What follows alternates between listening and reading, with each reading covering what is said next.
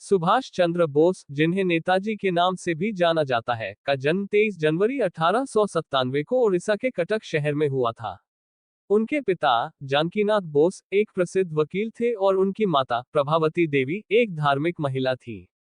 सुभाष चंद्र बोस का परिवार एक उच्च शिक्षा प्राप्त परिवार था और उनके प्रारंभिक शिक्षा के लिए उन्हें कटक के प्रेसिडेंसी कॉलेज में दाखिला दिलाया गया। सुभाष चंद्र बोस का छात्र जीवन बहुत ही प्रेरणादायक था। वे शुरू से ही देशभक्त थे और अंग्रेजों के खिलाफ थे। उन्होंने इंग्लैंड से सिविल सर्विस की परीक्षा पास की, लेकिन भारतीय स्वतंत्रता संग्राम में भाग लेने के लिए उन्होंने सिविल सेवा छोड़ दी।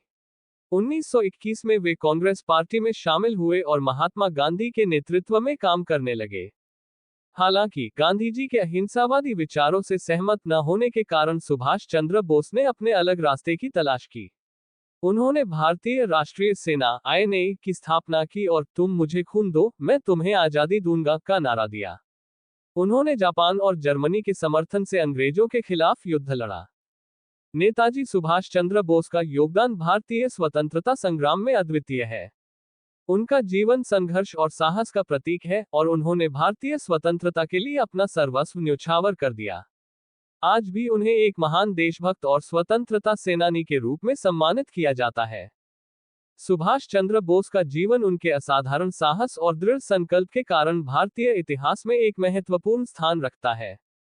उनकी विचारधारा और उनके द्वारा उठाए गए कदमों ने उन्हें महात्मा गांधी और जवाहरलाल नेहरू जैसे नेताओं से अलग कर दिया, लेकिन उन्होंने हमेशा एक स्वतंत्र और सशक्त भारत का सपना देखा।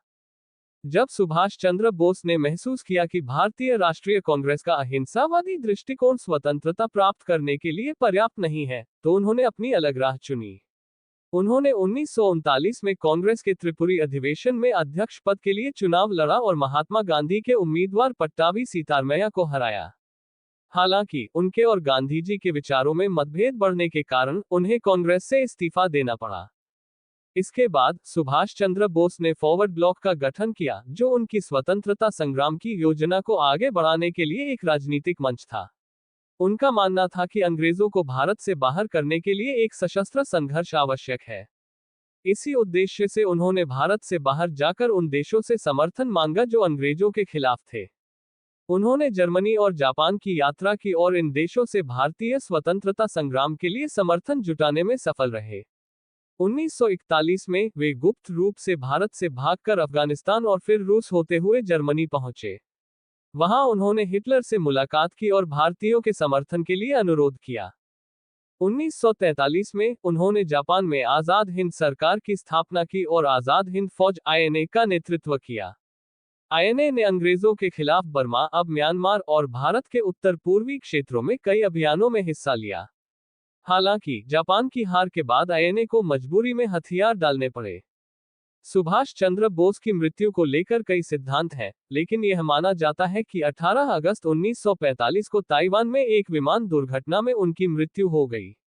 हालांकि उनके प्रशंसकों और अनुयायियों के बीच ये धारणा भी बनी रही कि वे जीवित हैं और किसी गुप्त स्थान पर भारत की स्वतंत्रता के लिए योजना बना रहे हैं। नेताजी सुभाष चंद्र बोस का जीवन हमें साहस, निडरता और देशभक्ति की प्रेरणा देता है। उनकी विरासत आज भी भारतीयों के दिलों में जीवित है और वे हमेशा एक महान नेता और स्वतंत्रता संग्राम के वीर योद्धा के रूप में याद किए जाते रहेंगे।